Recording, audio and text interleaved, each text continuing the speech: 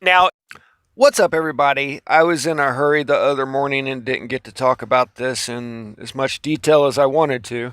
But let's just start off with a simple common sense question here.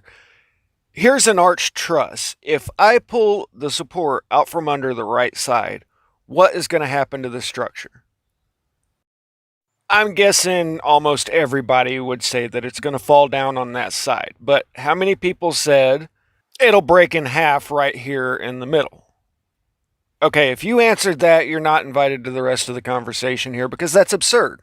This is a structural member no different than if you have a board sitting on two columns. If you pull the support out from under the right side, then the board falls down on the right side.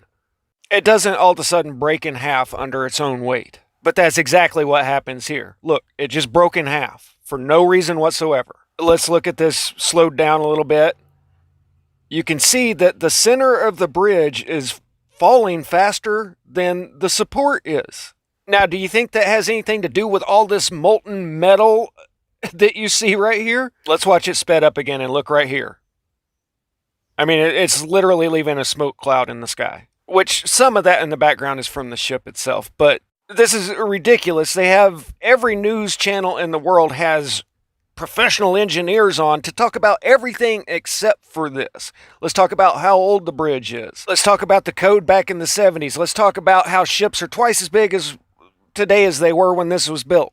Let's talk about everything except for the slightest little bump just sent this thing tumbling. And how there are sparks flying up from every single key stress point on this bridge. I was talking over the center one, but look right here. This is a key spot transferring from the pylons up to the arch. And then you see this boom right there. Those had already separated by at least 50 feet or so, and then all of a sudden you see the sparkage. Here's a straight line across there, and you can see this point right here is leading the way to the ground. The center of the arch, which is no different than standing a 2x4 up on edge and then removing the support from one side of it. Now, here's the center span and other pylon. You saw that flash of sparks there. And then in this area, you see all kinds of stuff going on. And, you could argue that that was electrical cables breaking. But it looks an awful lot like what's coming up here, right here. Big, huge shower of sparks, molten metal, thermite kind of stuff. And then, boom. What's all that? This is steel and concrete, right? You even see the same thing at the last few stages of where the ship actually hit, going up right there. Just all kinds of showers of sparks going everywhere. And if you haven't seen the actual bearing of the ship, here you go. Now, they say that they lost power, but it looks like they roll in a bunch of coal while they lost power to make that huge right turn and hit just pretty much as squarely as they possibly could. And you see how it just crumbles. This is seriously like bad video game physics. That should have pushed over and fallen towards us, not just fall straight down.